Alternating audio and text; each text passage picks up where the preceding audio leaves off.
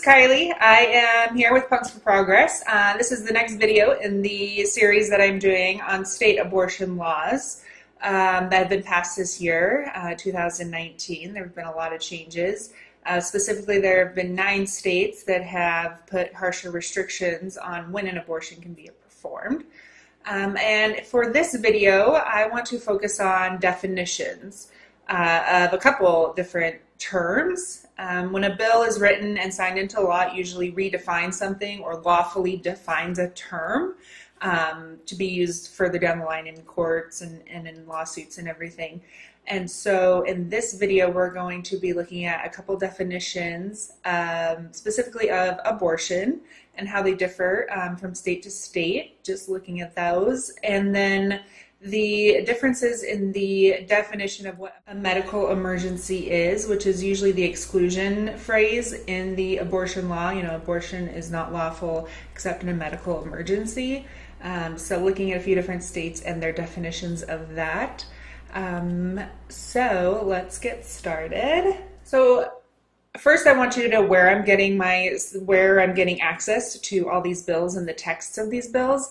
If you don't already know about the website Legiscan, it is a great resource. It is at least the best that I have found for the most part of legislature, and it follows the legislature season when Congress is in session for each state and for the United States Congress, and follows the progression of bills.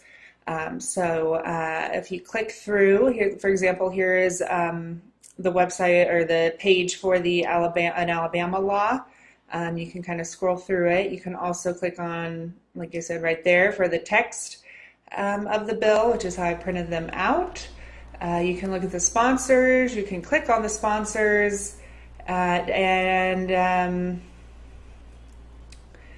you can go to different websites that have links there. For example, a follow the money link that will take you to a different website where you can see where their donations are coming from and where they're going. Anyway, so Legiscan is a pretty cool website. There's a couple other websites that offer the same service. So the first definition and word I want to look at is abortion. When we look at these, there's not a huge difference between the states, but there is something specific I want to point out with this.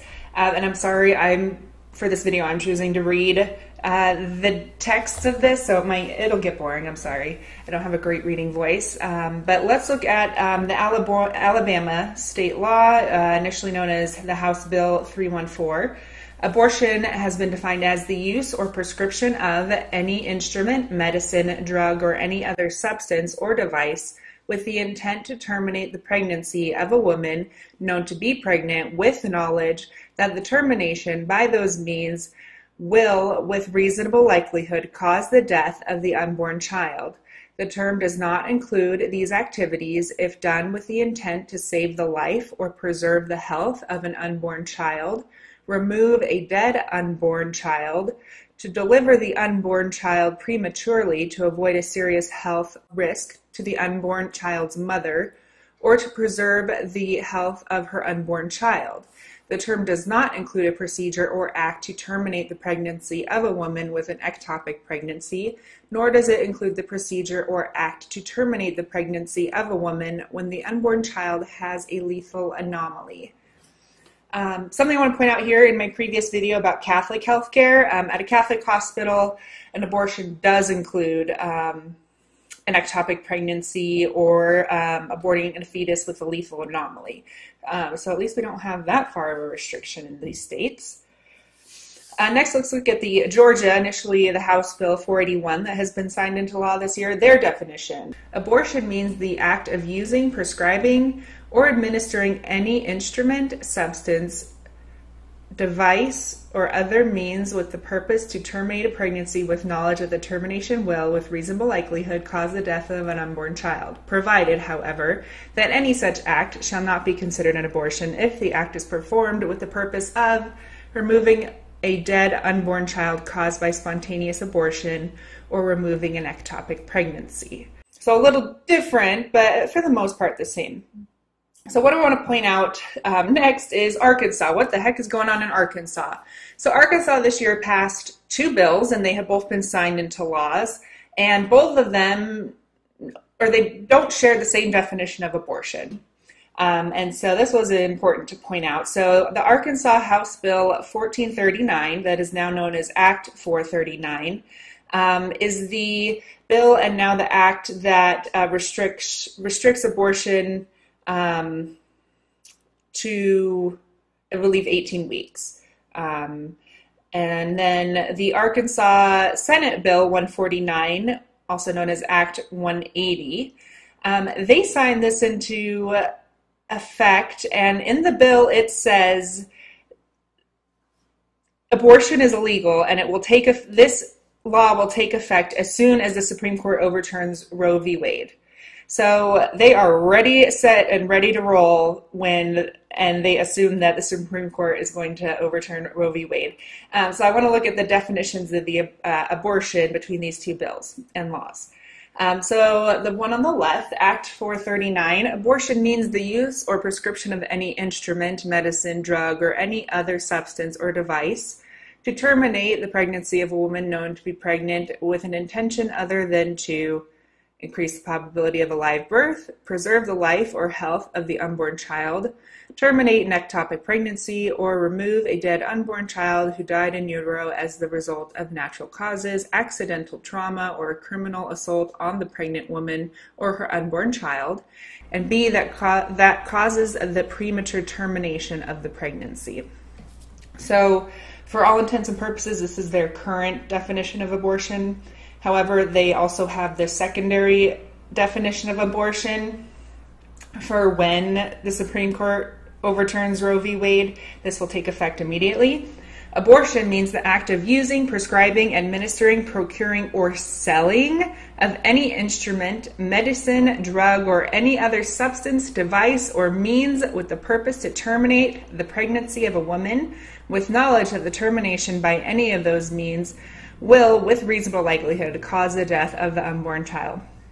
So what stuck out to me, especially while I was reading this definition compared to other ones, the selling of any instrument that could be used to abort a child. So I guess they're going to outlaw hangers and scalpels and a lot of medical equipment, which would be really unfortunate.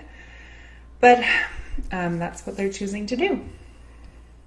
So for the most part, abortion is basically, in so many words, kind of similar in most states. So what does differ is the definition of a medical emergency, which is going to preclude a woman from being deemed a felon if she were to get an abortion or have a fetus aborted. And as we go through, I will show you what really pisses me off the most about the differences in these definitions. So in Arkansas, the definition of a medical emergency, meaning this is a reason why a woman can have an abortion, means a condition that, on the basis of the physician's good faith clinical judgment, necessitates an abortion to preserve the life of a pregnant woman whose life is endangered by a physical disorder, physical illness, or physical injury, including a life-endangering physical condition arising from the pregnancy itself, or when the continuation of the pregnancy will create a serious risk of substantial and irreversible impairment of a major bodily function.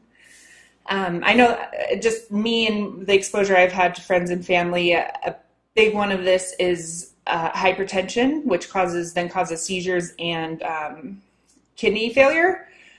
So that can be a progression of a medical illness that, if it gets so severe, could be a reason in Arkansas's eyes to get an abortion. Next, let's look at Georgia's definition of a medical emergency. Medical emergency means a condition in which an abortion is necessary in order to prevent the death of the pregnant woman or the substantial and irreversible physical impairment of a major bodily function of the pregnant woman.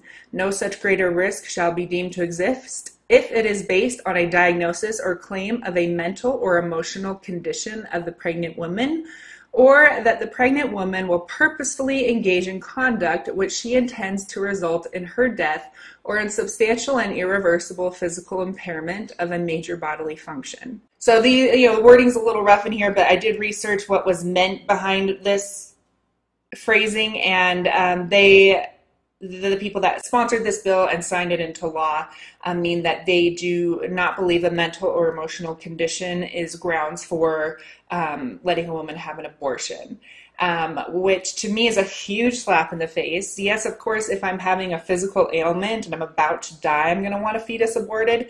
But if I'm suicidal and not feeling like I can handle life anymore, and which I think if I were to get pregnant, that is something that I would be prone to that happening. They're saying, no, you don't get to call that an emergency enough to get an abortion. Like, go kill yourself. We don't care, just as long as, because we're not going to be the ones that kill the baby. So to me, this is the huge slap in the face of women's health and women's rights. They're completely ignoring and upfront saying, we're not going to recognize any emotional or mental distress you may feel when you find out you're pregnant and you don't want to be pregnant anymore. Alabama, let's look at Alabama's definition. They call it serious health risk to the unborn child's mother. Means in reasonable medical judgment, the child's mother has a condition that so complicates her medical condition that it necessitates the termination of her pregnancy to avert her death or to avert serious risk of substantial physical impairment of a major bodily function. This term does not include a condition based on a claim that the woman is suffering from an emotional condition or a mental illness which will cause her to engage in conduct that intends to result in her death or the death of her unborn child. However, the condition may exist if a second physician who is licensed in Alabama as a psychiatrist with a minimum of 3 years of clinical experience examines the woman and documents that the woman has a diagnosed serious mental illness, and because of it, there is reasonable medical judgment that she will engage in conduct that could result in her death or the death of her unborn child. So what Alabama here is saying is, no, you don't get to use emotions as an excuse or mental or psychiatric disorders as an excuse until there's a second psychiatrist that's willing to diagnose you. But that psychiatrist has to have at least 3 years of experience. And in the text of this bill, it goes on to say under what boards they have to be certified and under what facilities the abortion will take place. So they're willing to give women the emotional recognition of emotional distress if 2 physicians will look at us and diagnose us with the same thing. So this is just, again, a short video to kind of look at a few differences between states and their definitions and health implications. I'm applying this to me as I have dealt with depression and suicidal ideation in my life. If I were exposed to, the fact that I might be pregnant without planning on it, I could be prone to those thoughts again. But also any other woman who has had any other emotional or psychological or physical trauma in her life, where pregnancy is going to exacerbate that. Even as far as our poor schizophrenic sisters who are on the street yelling at people we don't see if they become pregnant. It's looking like some of these states won't even acknowledge that as a reason not to have them give birth, as a reason for them not to have an abortion, which again, like I'm saying, is a huge slap in women's health, an acknowledgement that we exist as humans and our existence and experience in this world, in this environment. We need to have more spotlights on all the aspects of pregnancy, all the aspects of sexual health and our sexual experience.